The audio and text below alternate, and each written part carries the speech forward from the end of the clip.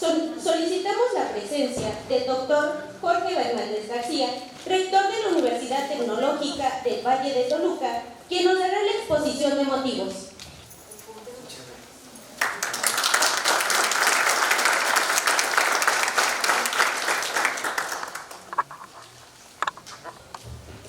Pues me da mucho gusto estar esta tarde con ustedes. Es en verdad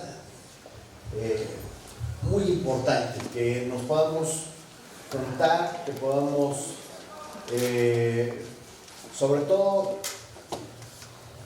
trabajar en el sentido de comunidad universitaria. Y cuando nosotros trabajamos en ese sentido de vernos como una comunidad universitaria, entendemos cuáles son nuestros derechos, cuáles son nuestras aspiraciones y también, hay que decirlo, cuál es nuestro deber y cuáles son esas obligaciones. Por eso yo estoy muy contento de que hoy esté con nosotros el doctor Raúl Falcón, que nos hace favor de estar aquí. Él lleva 29 años de experiencia en el tema laboral, es juez en ese sentido, y agradecerle que se dé tiempo, porque además entiendo que es muy complejo el trabajo que realizan, es muy complejo el abrir espacios, pero que lo haga con nuestra universidad a mí me llena de mucho gusto, porque permite que también nosotros escuchemos. Dicen que los adentros sabemos qué problema tenemos, pero cuando llega alguien externo sabemos dónde la ventana está rota, y esto nos va a permitir entonces entender lo que hoy inicia como un trabajo en conjunto. Ambos sindicatos, administrativo académico, académico administrativo, a quienes les agradezco, al doctor Daniel, a la maestra Josefina, que nos acompañen, porque hoy iniciamos la revisión del contrato colectivo. Es decir, hoy empezaremos a ponernos de acuerdo sobre lo que va a marcar el trabajo de consolidación de un contrato colectivo que tenga lo siguiente, en mi opinión, y lo voy a decir respetuosamente. Primero, que pueda garantizar los derechos de quienes formamos parte de la comunidad universitaria. Dos, que nos permita entender la realidad en la que vivimos, con qué sí se puede y con qué no se puede. Y la tercera, que este contrato colectivo no se convierta ni en una barrera, más bien que se convierta en una plataforma para que podamos construir los sueños de la comunidad universitaria. Entiendo, porque yo también soy parte de la comunidad universitaria, lo que todos aspiramos, pero entiendo también que si nos ponemos de acuerdo podremos caminar mejor. Esa es la intención, pero sobre todo agradecer que hoy nos demos cita aquí, trabajadoras, trabajadores, maestras, maestros, díganme, para ahorrarme tiempo, toda la comunidad universitaria.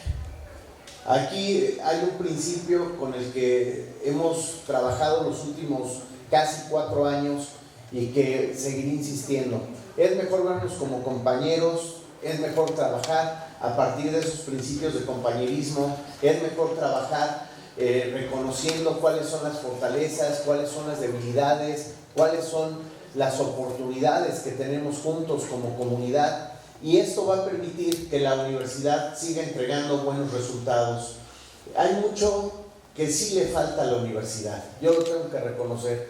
Hay muchas cosas que nos hacen falta en temas de tecnología, en temas de renovación de nuestros laboratorios, hay muchas cosas, pero lo he dicho fuerte y claro, aquí lo que nos sobra es talento, aquí lo que nos sobra son ganas de hacer las cosas.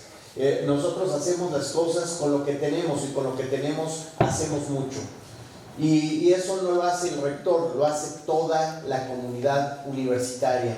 Hoy somos una de las 10 mejores instituciones de educación superior en el subsistema de universidades tecnológicas. Hoy tenemos el 90% de nuestros programas educativos acreditados por su calidad. somos de las dos únicas instituciones en el Estado de México que tenemos el ISO 21001, somos, por otra parte, somos una universidad que ha tomado un papel de liderazgo en el nuevo modelo educativo.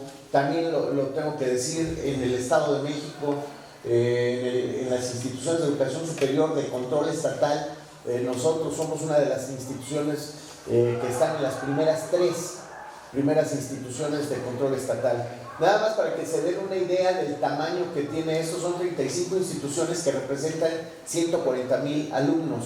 La Autónoma del Estado de México tiene cerca de 105,000 alumnos, las instituciones de educación superior de control estatal tienen 140,000 alumnos, y dentro de esas instituciones la nuestra está en las 3 primeras posiciones de instituciones, por su calidad, por la cobertura que tenemos, también en el tema deportivo, también en el tema cultural. En el último encuentro deportivo y cultural que tuvimos, en todas las expresiones estuvimos en los 3 primeros lugares, y eso solo significa que trabajando juntas y juntos damos buenos resultados. Y este nuevo contrato colectivo, y lo digo claro, viendo de frente a mis líderes, decirles que tienen que garantizar que la universidad siga siendo eso, una universidad referente en lo que hacemos, una universidad referente en la construcción de la estabilidad que permite que los jóvenes puedan venir y aprender. Ese es el salario más importante que tenemos, que nuestro trabajo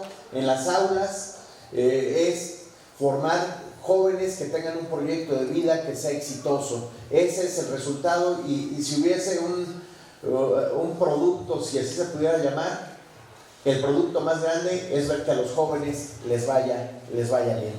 Les recuerdo que estamos entonces instalando esta mesa.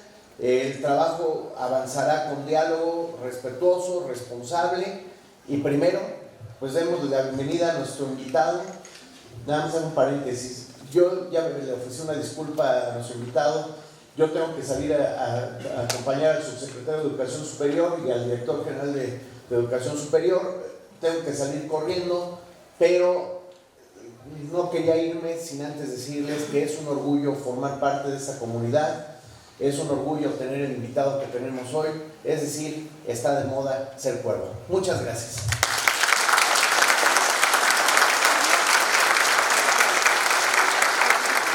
Agradecemos la participación y las palabras de nuestro rector. Con permiso. El día de hoy tenemos la suerte de contar con un invitado muy especial. Es licenciado en Derecho con la especialidad en Amparo.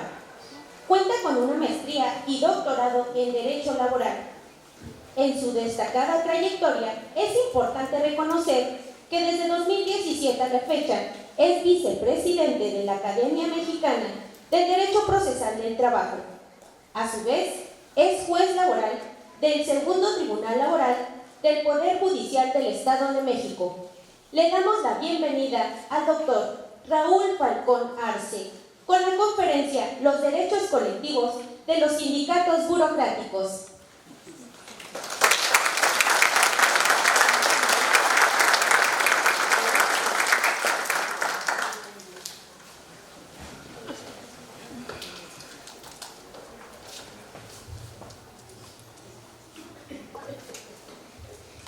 Primero que nada, muy buena tarde a todas, a todos.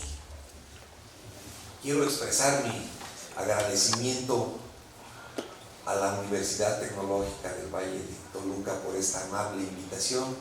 Creo que le expreso mi agradecimiento al rector Bernal por sus palabras, y creo que es más bien una reunión de amigos, una oportunidad de compartir con ustedes.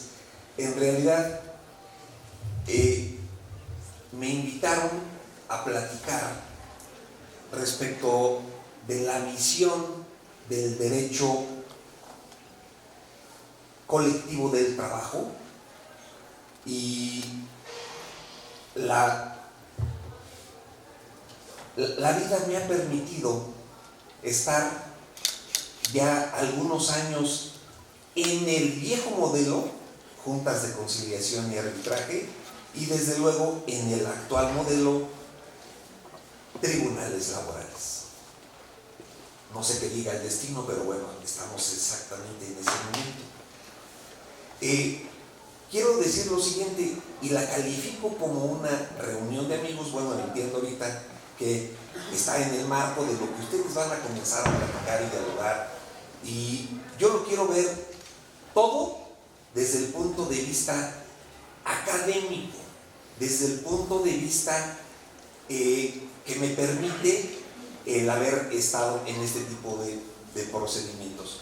Primero quiero decir lo siguiente, que en esto de la materia colectiva siempre tenemos que tener tres visiones completamente diferentes. Eso es lo que yo académicamente podría distinguir.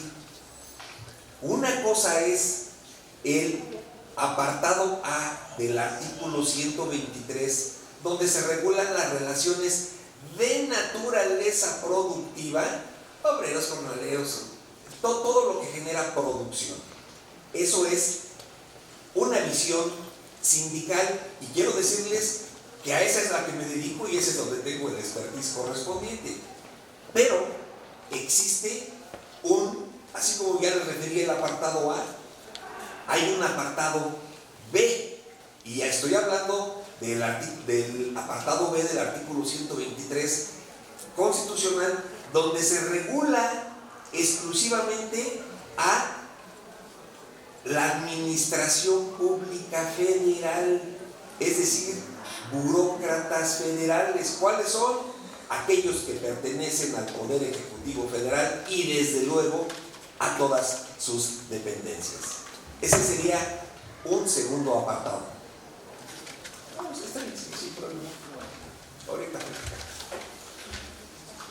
Tercero, ya no burócratas o servidores públicos federales, sino los de carácter local y los municipios. Estos, todo el mundo nos confundimos pensando que derivan del apartado B, y no, en realidad derivan del artículo 115 y 116 de la Constitución, donde se faculta a las legislaturas locales a generar sus propias legislaciones del trabajo. Entonces, las legislaturas locales ejercitan esa facultad, y por eso tenemos, para un ejemplo concreto, la Ley del Trabajo de los Servidores Públicos del Estado, hablo de local, y municipios. Entonces, bajo esa circunstancia, para una plática de esta naturaleza, tenemos que distinguir perfectamente qué es apartado A, qué es apartado B, quiénes son, y quién no es apartado C, sino más bien es burócratas locales, servidores públicos locales y municipios. Ya podemos allí entrar después a los organismos públicos descentralizados, desconcentrados, una serie de cosas que creo que no sería el objeto de este diálogo, pero de entrada esto es lo que considero fundamental para hablar de los derechos de naturaleza colectiva, hacer esta distinción. Y les voy a decir por qué lo considero fundamental. Porque cuando hablamos e intervenimos en un diálogo, en una actuación jurídica, en donde sea, tendemos mucho a mezclar, es que yo escuché y es así, es que yo vi y es así, yo leí la resolución y es así. Entonces, lo que tenemos que distinguir es qué es apartado A, qué es apartado B, federal, burócratas federales, y qué es los servidores públicos locales y municipios. Dada esta diferencia, entonces lo que podemos decir, vamos a entrar en legislación. Luego entonces, ¿cuál es la ley que regula el 123A? Ley Federal del Trabajo. Esa es la que corresponde a esa materia. Apartado B, pues Ley Federal de los Trabajadores al Servicio del Estado. Completamente diferente, es Estado. Y la última, que es la de los servidores públicos locales y municipales, Ley del Trabajo de los Servidores Públicos del Estado y municipios. Vean, parecen similares, pero técnicamente la competencia es plenamente distinta, y por eso es que es importante simplemente enunciarla para platicar lo correspondiente. Me prestaban un micrófono, igual y voy a tomar la opción porque siento que me gustaría. Fíjense, no sé si pueda pasar otra más.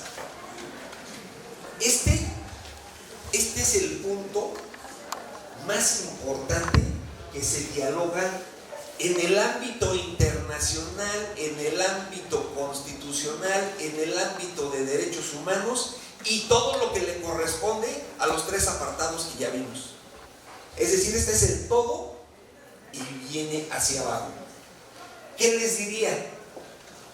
Esta palabra, representatividad, que no es una palabra, es un principio que se estableció en la Constitución y que no estaba, se estableció el 24 de febrero de 2017 recientemente, y se puso en la fracción 18 y en la fracción 22 bis del 123 constitucional, apartado A.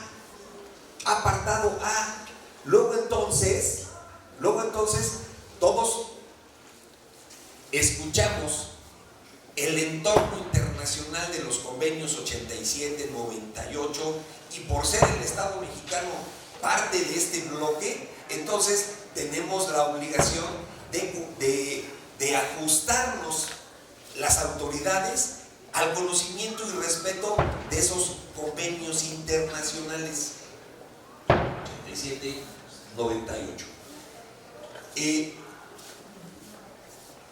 Hoy ya se integran a nivel constitucional. Ya les dije que está reformado el 18 y el 22 bis. Y por tanto, integrado ese principio de representatividad a la Constitución, ¿qué creen que pasó? Las leyes reglamentarias del apartado A tuvieron que modificarse. Es decir, Ley Federal del Trabajo se modificó 1 de mayo de 2019, es decir, 2 años y tantos después.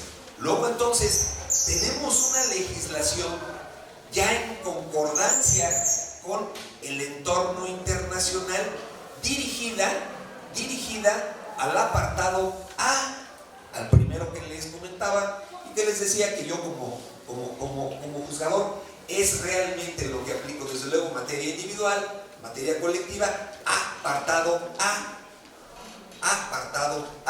Y lo explico de esta forma porque esta representatividad y sus efectos modificó la Ley Federal de Trabajo. Hoy tenemos una legislación nueva y tenemos ese entorno internacional que ya está acorde.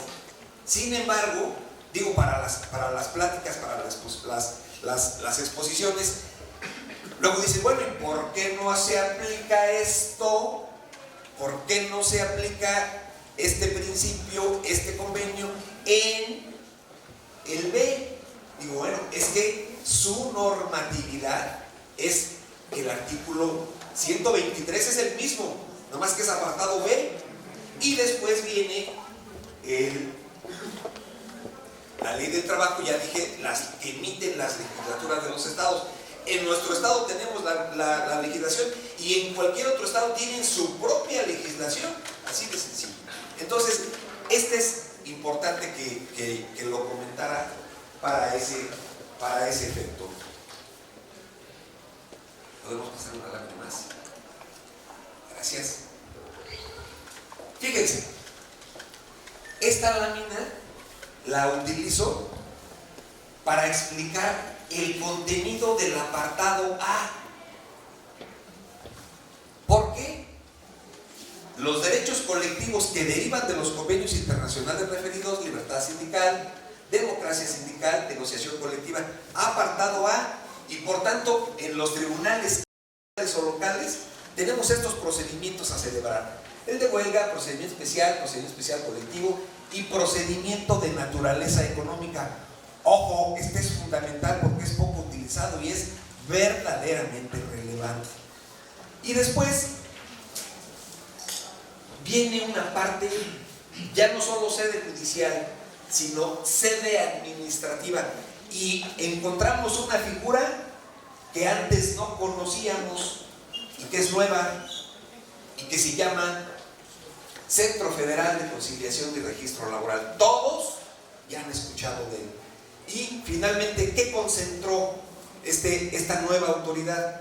Concentró la totalidad de los contratos federales del país, la totalidad de los contratos locales, la totalidad de los registros sindicales federales y la totalidad de los registros sindicales locales, y se encarga de todos los actos de naturaleza administrativa. Es decir, se llevó todo, no dejó nada. Así, en otras palabras, de apartado A, se llevó todo, no dejó nada. Sin embargo,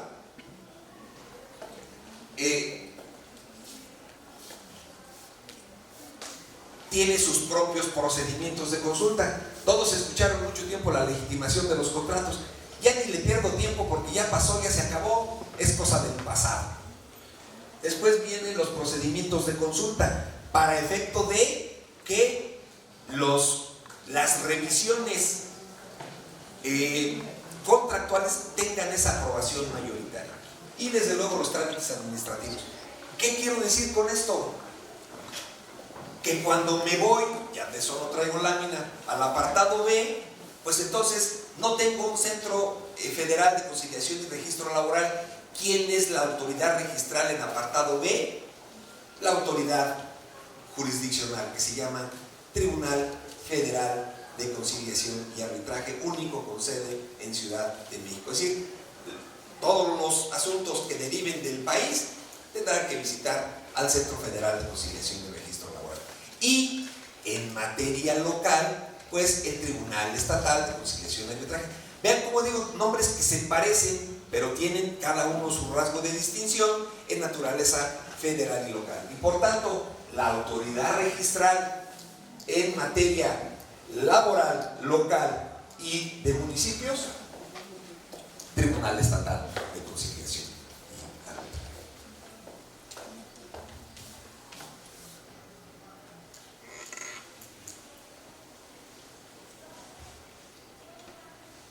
Cada uno tiene su legislación, ya las he enunciado, lo voy a dar por superado: Ley Federal de Trabajo, Ley Federal de los Trabajadores al Servicio del Estado y Ley del Trabajo de los Servidores Públicos del Estado y municipios. Simplemente por exponer.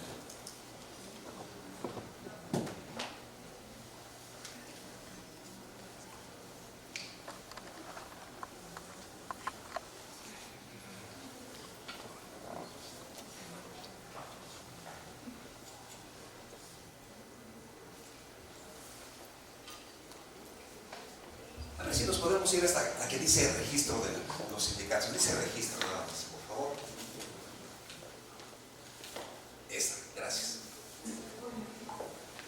Esto es lo que expuse hace un segundo, que en materia apartado A, Centro Federal de Conciliación y Registro, tiene todo. Materia burocrática federal, Tribunal Federal de Conciliación y Registro. Es decir, ¿quién da la toma de nota en términos coloquiales? El Centro Federal de Conciliación y Registro Laboral, si eres apartado A. Si eres B Federal, Tribunal Federal de Conciliación y Registro. Perdón, si eres apartado B, estoy revolviendo, es que así se parecen mucho los nombres. Tribunal, si es B Federal, Tribunal Federal de Conciliación y Arbitraje. Y si eres apartado, si eres servidor público local o municipal, Tribunal Estatal de Conciliación y Arbitraje. Tenemos residencia en Toluca. Hay salas fuera, pero las salas solo te conocen la materia individual, no te conocen la materia colectiva. Eso es muy Eso es muy común. Regreso a mi apartado A porque es lo que me gusta, me conviene y es lo que manejo. Aquí, por ejemplo, un ejemplo de eso mismo. Estado de México tenemos 125 municipios. Hablo desde luego de apartado A. Los 125 municipios, la materia colectiva se maneja aquí en Xonacatlán, que es donde me hicieron el favor de invitar. Entonces, los 125 municipios, es decir, llámale Nesa, llámale Catepec, llámale Catzingo, llámale Tepetlixpa, llámale Naucalpan, Tlalnepantla, Huixquilucan, Xonacatlán, tienen que ir a Xonacatlán. Es decir, porque se designó la sede de la materia colectiva, solo ahí, solo porque es especializada, ¿no? Y la individual, esa se trata de acercar a los centros de población. Es decir, cualquiera me diría, pues Xonacatlán no es el centro de población más grande que tenemos. ¿Cuál sería? Toluca, Tlalnepantla, Naucalpan, Ciudad Neza, Ecatepec y Texcoco. Esas son las otras 6 sedes. Entonces, en realidad, la materia individual, es decir, el conflicto, como decía el señor rector, si es pago de prestaciones, si es cualquier, tiene la materia individual lo más cerca del domicilio. Si es la materia colectiva, hay que ajustarse a los tribunales de competencia. Si fuera esto de naturaleza federal, solamente en frente de la JUSCO se maneja a nivel nacional, ¿eh? No es los estados tienen ese acceso, sino hay que ir los tribunales, se llaman Tribunal Federal de Asuntos Colectivos de la Ciudad de México, frente de Six Flags, ahí están las oficinas.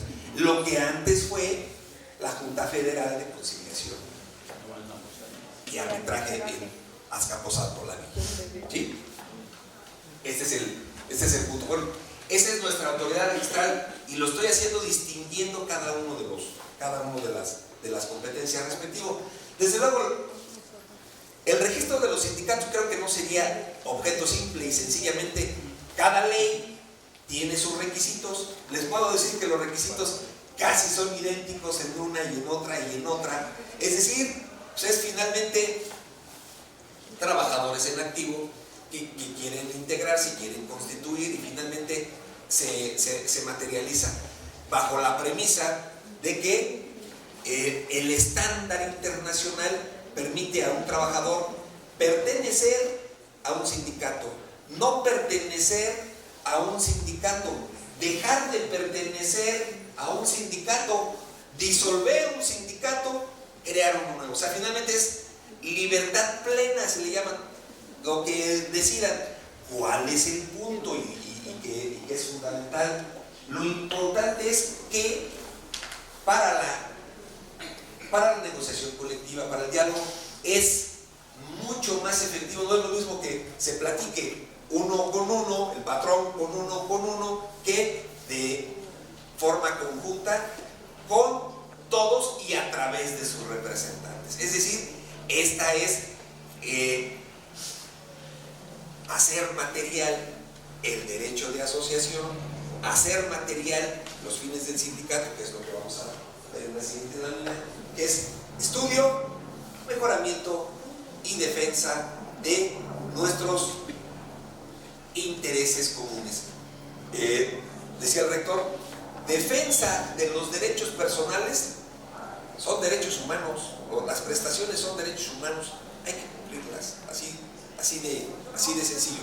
¿Cuál es otro punto fundamental? Y este es en todos los subrubros, en todos los apartados que estoy diciendo. El equilibrio, así dice la ley, equilibrio, artículo 2, equilibrio de los factores de la producción. Es decir, si el patrón gana, si el patrón produce y gana, el contrato tiene que ir subiendo porque el contrato tiene prestaciones superiores a las de la legislación. De lo contrario no tendría ningún objeto. Si el patrón gana, hay que irle subiendo. Si el patrón es muy productivo, hay que irle subiendo. ¿Qué pasa también? Si lo que se tiene que vigilar es que que no se le exija tanto como para que la fuente de trabajo deje de ser rentable. Por eso se llama equilibrio de los factores de la producción. Ese es un punto clave. Luego, en preguntas, dice, bueno, ¿cuánto le toca a un trabajador despedido que tenía tanto de antigüedad y tanto de salario y no le pagaron prestaciones en el último año? ¿Cuánto le toca? Esa cuenta se hace en 3 minutos. ¿Por qué? Porque es una cuenta que deriva del principio de legalidad.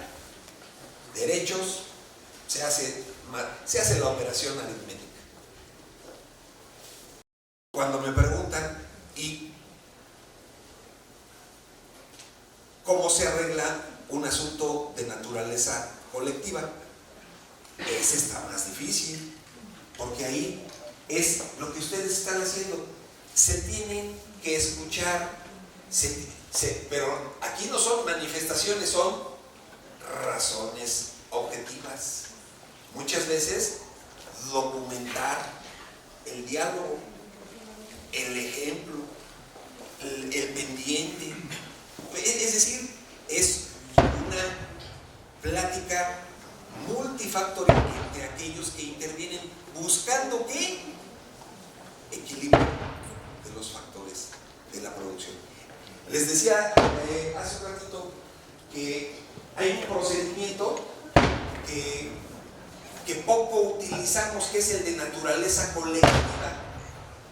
Y ese procedimiento de naturaleza colectiva permite, ese apartado A, desde luego, pero permite que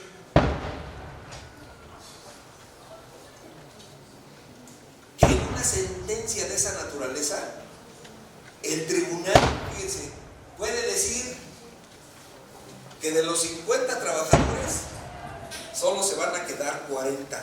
Fíjense, los 10 siguientes se van a ir liquidados con esto. El horario va a ser de tal. Es decir, se imponen las condiciones. Cualquiera diría, espérame, yo no las acepté. Es derivado de una sentencia, de un procedimiento de naturaleza económica que obedece al desarrollo de periciales y de expertos. ¿Para qué se hace ese procedimiento? Para que la fuente de trabajo permanezca vigente. ¿Y saben qué? Reduce prestaciones. Ahora les voy a dar la lectura para que no digan que es mentira. Y les quiero poner un ejemplo de 2 aerolíneas que hace muchos años, 2010, se vieron en un procedimiento exactamente igual. Y yo creo que sí les puedo decir las aerolíneas, estamos en la academia, una era mexicana y una era Aeroméxico, las 2 aerolíneas más importantes del país.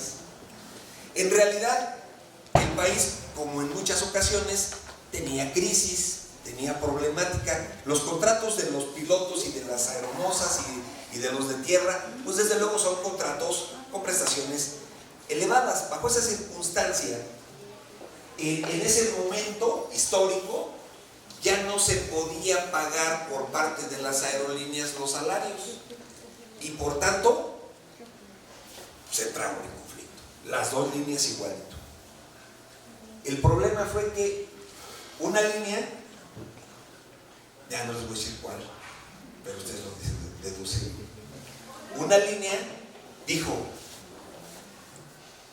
para atrás ni un paso, todo lo que sea para adelante, y no aceptó la reducción de prestaciones. La otra aerolínea dijo, si es para la subsistencia de la fuente de trabajo y deriva del estudio de las periciales contables y de la determinación del Tribunal Federal, me sujeto bajo la premisa de mantener abierta la fuente de trabajo, la subsistencia de la fuente laboral. ¿Qué les quiero decir? Que una permaneció cerrada 15 años por manifestaciones y plantones y 0 pesos. Las azafatas terminaron de gran edad. Y la otra, la que sí regresó, la que regresó momentáneamente bajo las circunstancias económicas, no es voluntad, lo que les estoy diciendo ahorita no es voluntad, es necesidad económica. Supo regresar y luego cuando regresó ya no estaba la competencia porque quebró, hubo huelga, y bajo esa circunstancia regresó solita, regresó hegemónica y les fue en condiciones distintas. Lo que les estoy diciendo en esto es simplemente un ejemplo de lo que puede pasar con un procedimiento de esos de naturaleza colectiva, que son pocas veces utilizados, pero son en realidad muy interesantes. ¿Saben cuándo pasó lo mismo?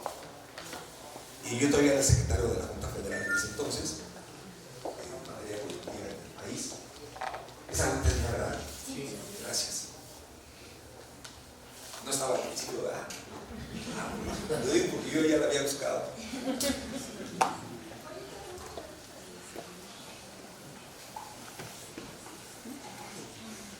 Pasó en la pandemia, pasó en la denominada emergencia sanitaria 18 de marzo de 2020.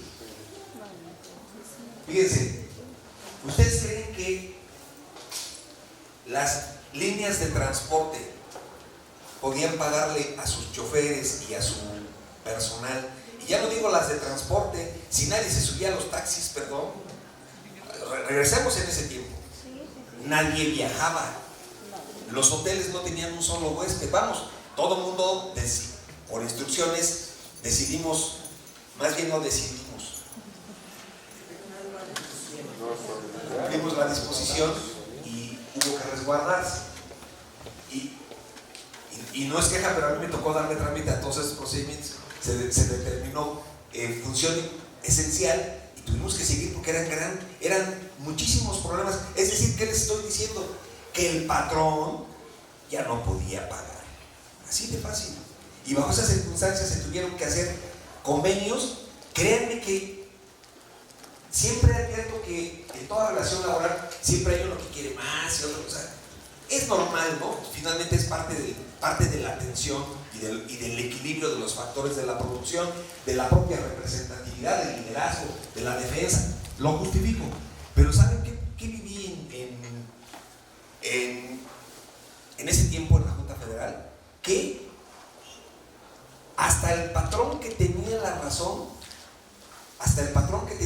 porque finalmente la emergencia sanitaria no requiere ni siquiera autorización previa, 427 fracción séptima, nada más es que se da, pues a quién le voy a dar aviso si todo está cerrado. Entonces, pero al final de cuentas, cantidad de empresas, yo les hablo de las de naturaleza general, pactaron, llámenle Audi, General Motors, todo, aerolíneas, todo el mundo bajó al suelo, nada más, algunos pagaron mínimos, otros días, lo que fuera, pero al final de cuentas, como mexicanos, les digo una cosa, resolvieron muchísimos, sin necesidad de sentencias. Entonces, procedimiento de naturaleza económica muy bueno. Déjenme decir que desafortunadamente en materia local, pues a veces los patrones no tienen la misma economía, no tienen esa posibilidad, y por eso fue que tuvimos cierre de cantidad de centros de trabajo de naturaleza local. Simplemente se los pongo como parte de la historia de lo que me correspondió vivir en aquellos.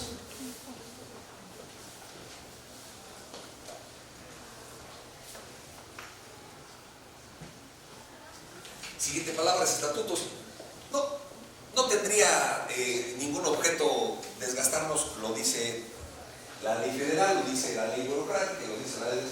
Finalmente son los requisitos, las determinaciones y los requisitos de naturaleza legal que exigen las autoridades registrales para el efecto de la expedición de la toma de nota. Pero aquí lo fundamental es lo siguiente: los sindicatos tienen lo que se denomina autonomía e independencia. Bajo esa circunstancia, ustedes generan sus propios estatutos. Desde luego, tenemos que siempre cubrir el entorno internacional, no porque lo decidimos nosotros y lo decidimos en contra de la ley, no podría ser. O sea, por eso digo que hay que tener el cumplimiento de principios, pero al final de cuentas, efectivamente se respeta la autodeterminación e independencia de la sindical en su elaboración de los estatutos, es decir, plenos, libres e independientes. ¿Cuántas carteras, cuántas funciones, qué porción de damas, de caballeros? Al final de cuentas se autodeterminan completamente. E importantísimo, porque eso también hace mucho ruido. Luego dice, bueno, y hay la posibilidad de reelección. Eso es algo que siempre brinca.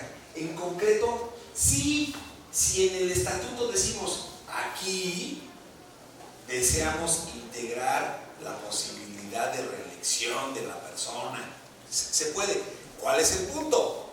El punto es, desde luego, que tendría que tener la voluntad mayoritaria. O sea, en ese sentido, por eso decimos, es que no es que yo quiera, me reeligieron, me ratificaron.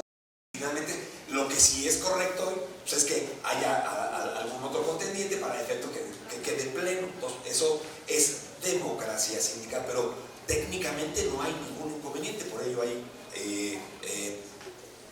líderes que se han reiterado. O sea, no falta a la democracia sindical el que se reelija. Lo que falta a la democracia sindical es que no sea voluntad de la mayoría. Ese es el punto importante. Pero bueno, en elaboración de estatutos, aquí lo dejo como algo fundamental. Díganme qué tiempo tengo, porque yo nomás estoy hablando y...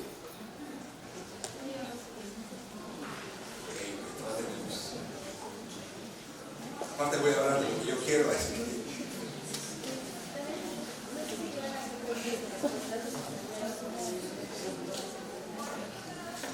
Ok, si así lo solicitan, yo no tengo ningún inconveniente. Solamente les diría lo siguiente. Finalmente, iba paso por paso, constitución, registro y todo, porque al final de cuentas, a donde vamos a llegar es que los sindicatos del A, del B o del burócrata local, pues tienen o sus contratos colectivos de trabajo o sus condiciones generales de trabajo. Y el objeto, cuando hablamos de estudio, mejoramiento y defensa, pues siempre es ir generando en el ánimo del equilibrio el mejorar. Cierto es que los contratos colectivos, desde luego, son instrumentos de beneficio para los trabajadores y negociación colectiva. Reitero, no es lo mismo negociar con uno que negociar con la comisión revisora correspondiente. Además, finalmente, esa comisión queda habilitada para el efecto de la negociación, para que después de la negociación, porque no todos pueden estar en la negociación. Hay quien dice, bueno, es que hablo del apartado A, dice, no, es que dice que todos. Dije, no, todos la van a aprobar, todos nada más su trabajo es sí o no. Ese es el trabajo de todos. El trabajo de la comisión es llegar al producto que les voy a presentar. Es distinto. No es de que, no, pues es que yo no estuve en las... No, espérame, están los representantes. No se podría dialogar con todos. Todos tenemos un punto de vista, un argumento. Posiblemente no avanzaríamos. Pero al final de cuentas, lo importante es que el producto que sus representantes lleven, ese es el que tiene que aprobarse. En revisión salarial no tenemos ningún inconveniente. Hoy no existe requisito, puede ser nomás con la voluntad de quienes intervienen en la revisión. En la contractual sí hay que tener esa aprobación correspondiente. Y finalmente,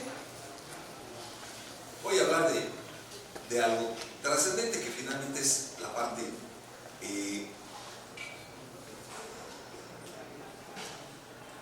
importante. Los procedimientos. ¿Cuáles son los procedimientos de naturaleza colectiva? Huelga, firma, revisión o cumplimiento de contrato. Desde luego estoy enfocado a lo que es mi especialidad, que es apartado A. Otro trámite, titularidad de contrato. Cuando un sindicato actor le detenta la titularidad a otro bajo la premisa que tengo la mayoría de la voluntad obrera de las personas que le aplica ese contrato. Eso lo denominamos titularidad, tiene su propio procedimiento hoy específico. Otro procedimiento de naturaleza colectiva es lo que les estaba diciendo hace un rato, el procedimiento de naturaleza económica, donde quien promueve el desequilibrio es o los trabajadores o la sindical o el propio patrón. Pues aquí, pues, ¿qué crees? Ya no puedo, me estoy ahogando, vamos directo a la tumba. Requiero de esta circunstancia para el efecto de subsistencia de la fuente de trabajo. No es de que ya abaratamos y ahora gano más, no, subsistencia. Si ya abaratamos, subsistimos y ahora ganamos más, regresamos, porque ese es el equilibrio. Incluso la propia ley ni siquiera te da un término. Ah, ya nos recuperamos, regresamos, pues regresamos de nueva cuenta. O sea, finalmente es un derecho de equilibrio. Por eso decía equilibrio entre los actores de la producción.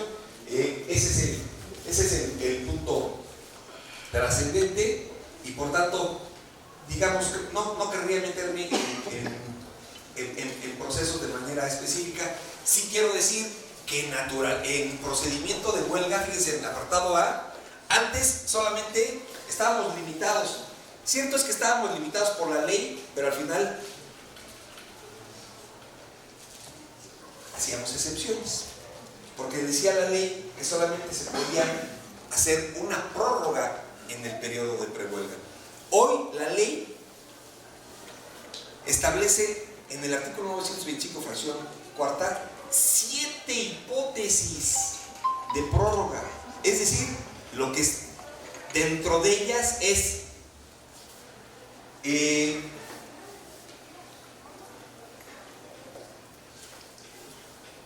a petición de la sindical, a petición de ambas partes, cuando la finalidad sea resolver el conflicto, cuando la finalidad sea evitar un estallamiento, cuando se dependan de recursos que asigne el Estado. Ese es uno de ellos. ¿Cuántas veces quienes hemos platicado en alguna revisión, quien representa al patrón, a la institución educativa, dice: tengo toda la disposición, nada más que todavía no tengo la aprobación de recursos? Y esa parte tenemos que considerarla y respetarla. Tan es así que ya la pusieron en las propias causas de prórroga. Pero bueno, les dejo 7, desde luego les comparto el material. A ver si podemos avanzarla. Son como 5 láminas adelante, solamente porque luego les gusta sacar la foto. Más adelante, más adelante. Esos son los retos. Es muy interesante todo. Tiempo es poco y me gustaría, como me solicita la licenciada, darles oportunidad de preguntar. No, yo creo que va a ser algo que tiene azul así grandote. Regresamos. Solamente por poner ejemplos, Estas son 927 fracción quinta. 7 causas en materia, en apartado A, que permiten al tribunal programar. Claro que si es con el ánimo de evitar un procedimiento de huelga, un estallamiento mismo, la ley nos permite todas estas circunstancias. Entonces, técnicamente, el siguiente que les pongo es un cuadro. No lo van a ver nada, pero no lo quiero presumir.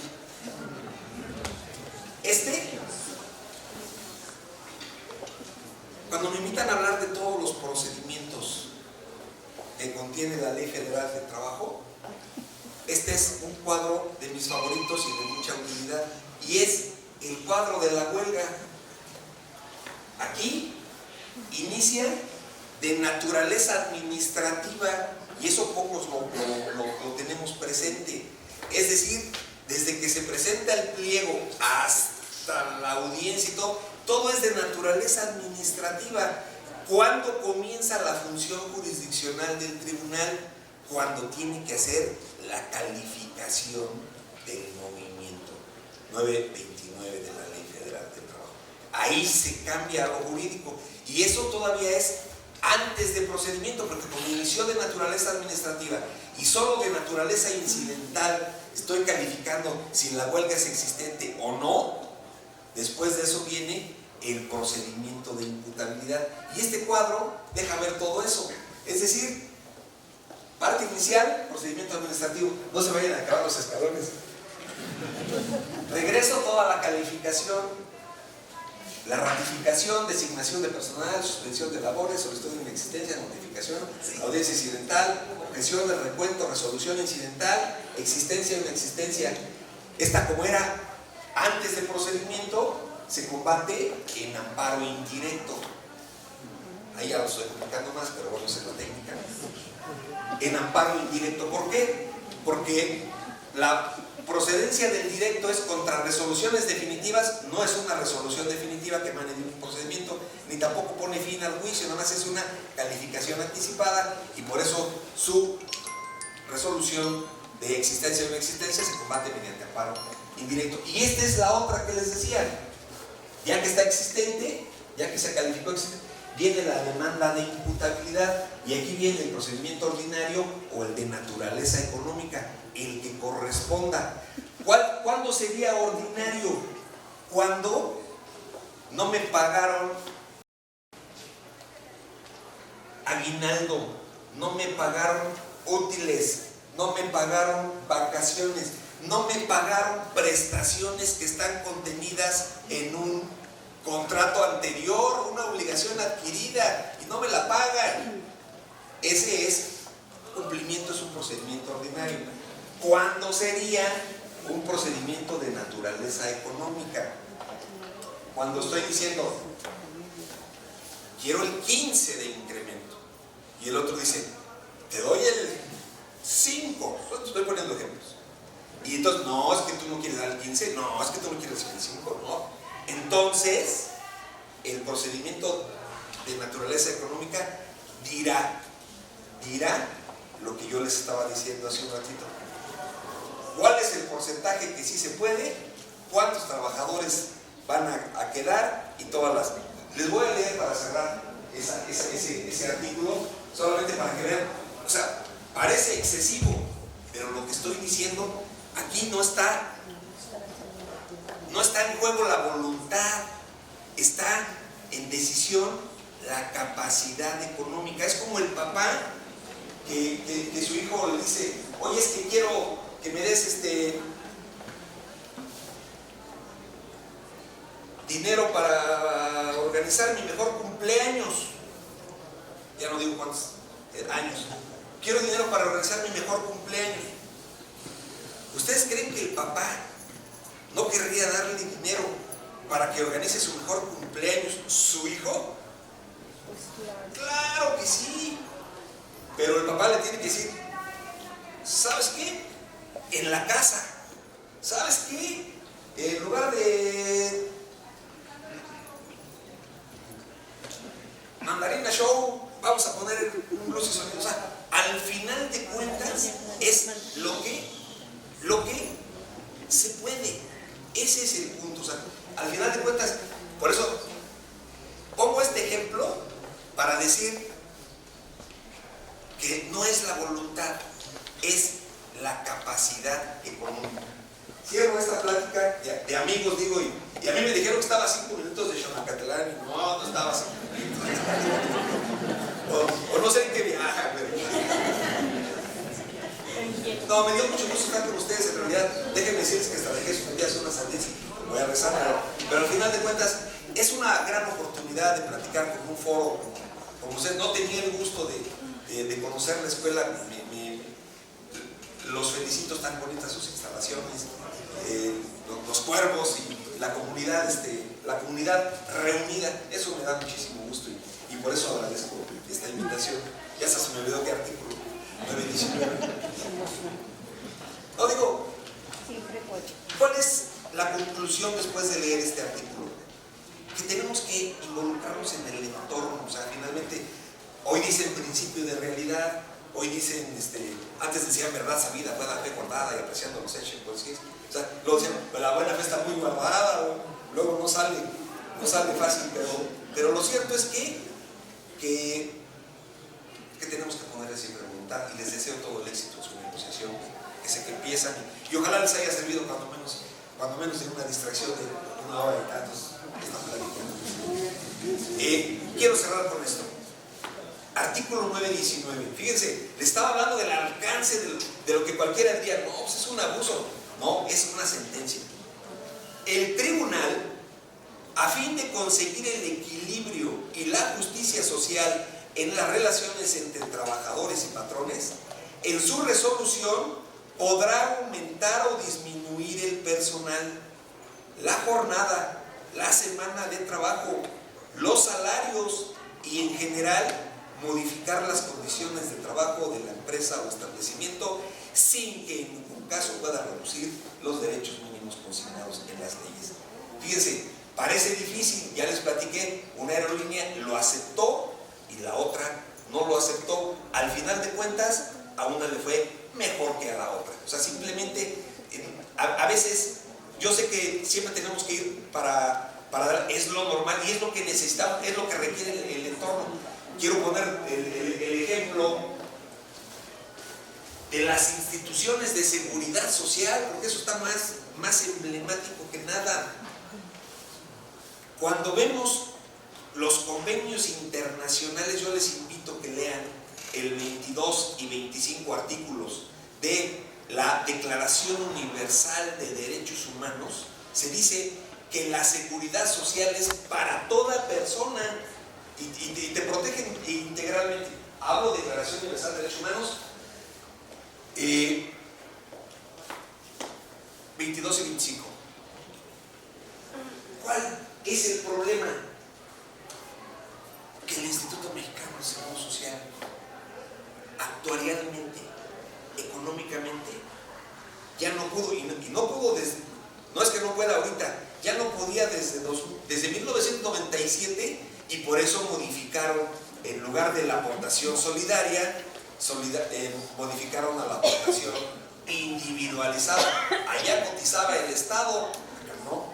Entonces, es distinto. Y si le hablo del Instituto de Seguridad Social de la Federación, así para poner los mismos ejemplos que di hoy, el ISSSTE, ¿saben cómo está el ISSSTE?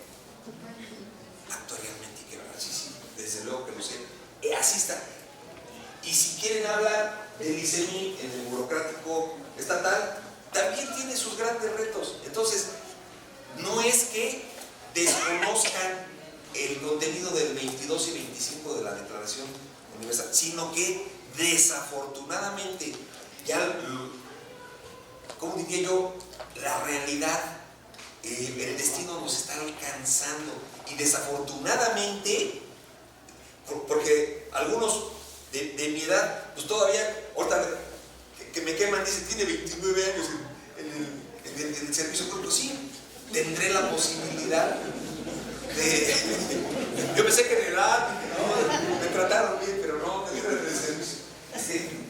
Tendremos la posibilidad de una pensión, pero aquí veo muchísimos jóvenes, ellos están ya en condiciones diferentes. Digo, no es de que se ignore el contenido de la protección social, sino que también la economía es lo que nos está alcanzando. Ojalá les haya sido de utilidad. Muchas gracias.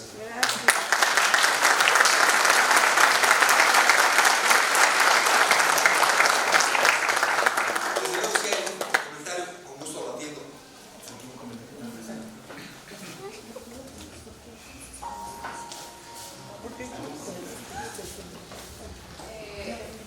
¿Cómo se define cuando una entidad como esta depende de un factor económico federal y un factor económico el contrato cubre las dos partes o como, no entiendo. Sí, efectivamente, sus participaciones son federales y locales, pero lo que determina es el decreto de creación. Eso es lo que le va a dar la naturaleza jurídica a su institución. Y eso también ha venido evolucionando. 2012 surgió la jurisprudencia que da toda la solución a todos los problemas que se están... es como una pieza de ajedrez que cabe en todos lados. Sí, y de vuelta a la respuesta. Sale la jurisprudencia 2012, que es la libertad configurativa que tienen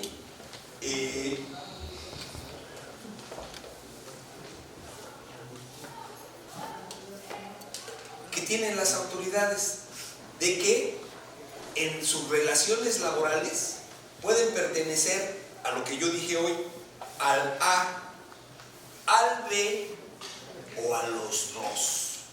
Fíjese, o sea, por eso digo que es, y por eso nos encontramos que con uno tengo en A, con uno tengo en B, pero al final de cuentas obedece a su decreto de creación, y eso es lo que le da la competencia al tribunal, que le va a atender el procedimiento y que va a tener su registro sindical. Digamos que ese es un tema verdaderamente complejo, pero esa es la respuesta más económica que puedo encontrar. Gracias. ¿Quién más? Compañeros, compañeras, ¿alguien más que quiera realizar alguna pregunta?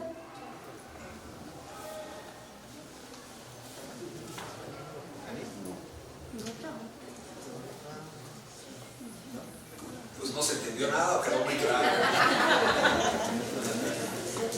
Si no, de ordinario.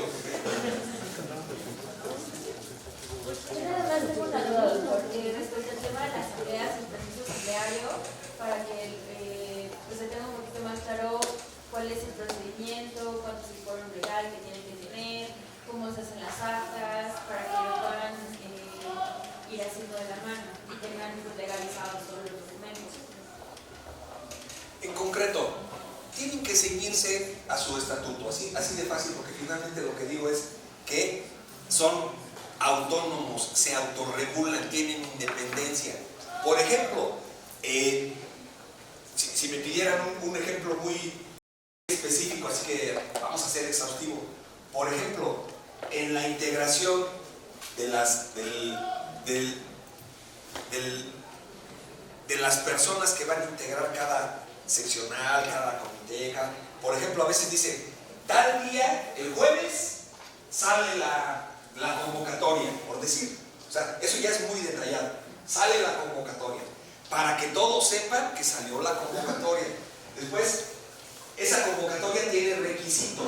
Entonces, yo digo, yo, Raúl Falcón, quiero participar en esa. Tienes requisitos, tienes que tener identificación. Vamos a pensar que el instituto dijo 3 años de servicio.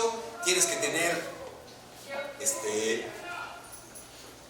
plaza de X, lo que me haya determinado, y yo voy a ir con la mesa y decir, aquí está mi identificación, aquí está mi antigüedad, aquí está, acredito, y bajo esa circunstancia, los que se inscriban y acrediten, sale la convocatoria diciendo, estos son las personas que quedaron integradas. Vamos, aquí lo estoy haciendo eso pasa en concreto en el sindicato de Pemex. Sale la convocatoria y requisitos, y luego hay que inscribirse, cumplir requisitos, y luego sale la convocatoria, y luego dice a partir de tal día, luego salen ubicaciones, son 35 seccionales que se instauran en distintos lugares, y a veces lo hacen de manera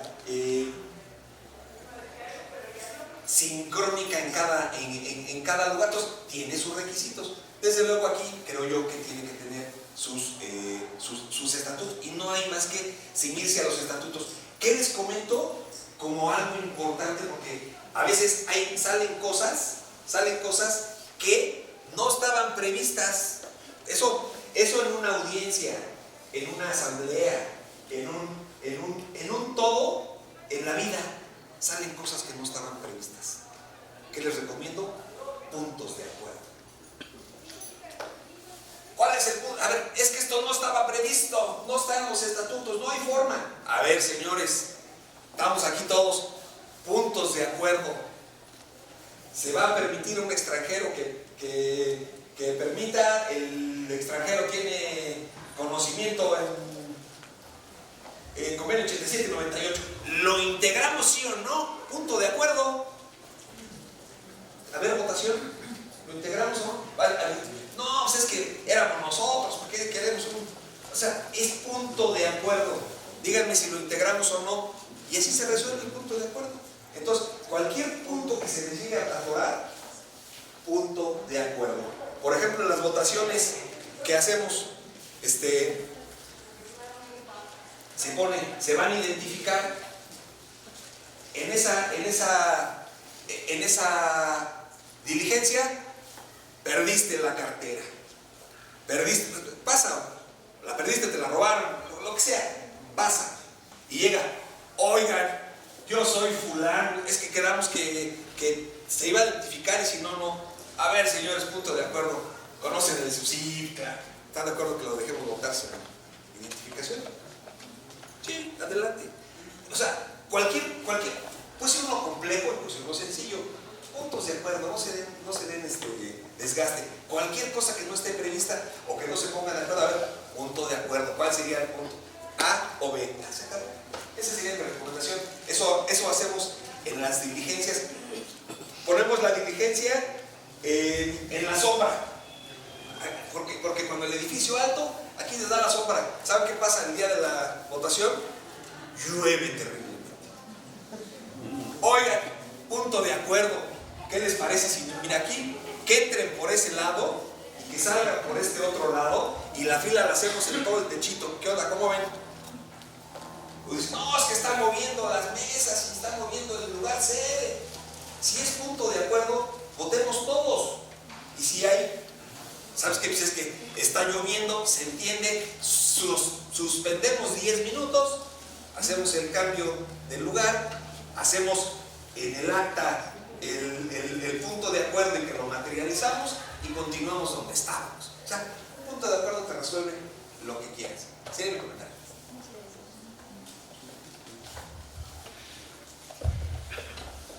Gracias, su señoría. Agradecerle los puntos de vista y los comentarios que nos ha dado. Y yo tengo una pregunta muy específica. ¿Qué pasa si yo tengo un nombramiento con unas funciones académicas y en la realidad estoy realizando, contribuyendo con la institución en la parte administrativa? Mis actividades reales son administrativas. ¿A qué sindicato debo pertenecer? ¿Al académico o al administrativo? Bueno, ya me está juzgando. En concreto,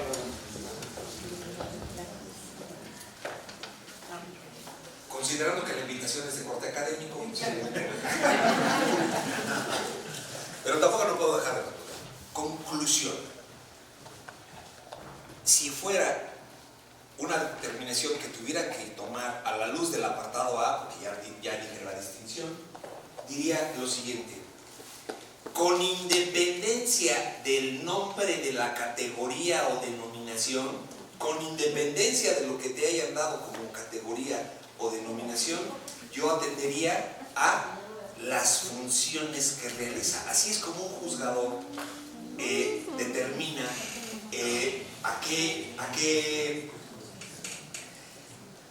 qué consideración le voy a dar a ese trabajo, las funciones que realiza. A mí me pueden decir que soy el gerente general, porque yo quiero regresar a mi apartado A. Soy el gerente general, pero yo soy el que revisa que los carros que ingresen traigan el corbatín, que entren personas de la institución y que muchos entran a revisan la cajuela y salen la cajuela. O sea, estoy hablando de seguridad entonces, cualquiera diría, pues es el director comercial. No, pues espérame, mis funciones son de seguridad respecto de eso. Entonces, mi categoría tendría que ser en concreto, acorde a las funciones que realizas. Así lo determino en cada padrón que tengo que hacer y desde luego me estoy resolviendo y apoyando en mi querido apartado. Es mi comentario. Les agradezco.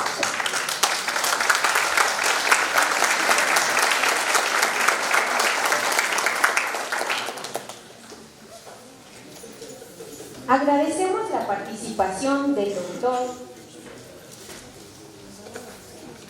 Enseguida hace uso de la palabra la licenciada Gabriela Hernández Piña, titular de Abogacía General e Igualdad de Género, quien dará un mensaje.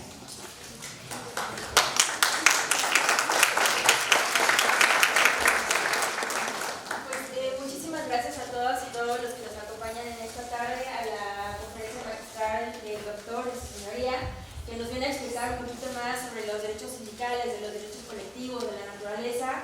Esto es con la finalidad de que todos conozcamos un poquito más cómo se desarrollan estas relaciones, de que podamos tener una negociación que sea fructífera para toda la comunidad, que beneficie a todos los trabajadores. Hay muchas cosas que tenemos pendientes, tenemos algunos recursos limitados, pero la voluntad de hacer cosas posibles para mejorar las condiciones de todo el personal pues está, ¿no? Y eso de parte de toda la comunidad. Nuevamente les agradecemos. Sé que fue una cátedra muy jurídica para muchos, pero es importante que también tengamos conocimiento de esto porque tenemos que conocer nuestros derechos laborales, tenemos que conocer cuáles son nuestras obligaciones, a dónde recurrir, cómo funcionan estas situaciones, ¿no? Que es lo que hemos platicado de la mano con los sindicatos académicos, el sindicato administrativo. Muchas veces hemos detectado que el mismo personal no conoce todos sus derechos laborales y es parte de que ustedes estén también más protegidos, sabiendo a qué son sus beneficios, cuáles son sus obligaciones, a dónde tienen que ir, cuáles son las prestaciones a las que tienen derecho, cuáles son los beneficios a los que se pueden recibir ustedes y hasta sus familiares, ¿no? Entonces, pues que sepan que esta línea de comunicación, pues nuevamente le agradecemos aquí al doctor Raúl por esta excelente ponencia. Creo que los abogados lo disfrutamos muchísimo más, pero pues bienvenidos a su casa y ojalá nos pueda acompañar en otras ocasiones. Gracias, Leo.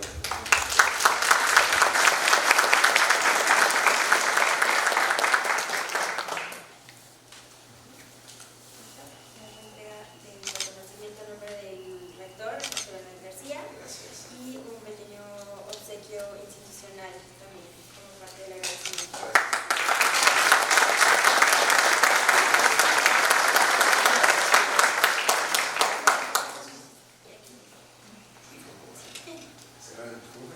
Pues muchas gracias.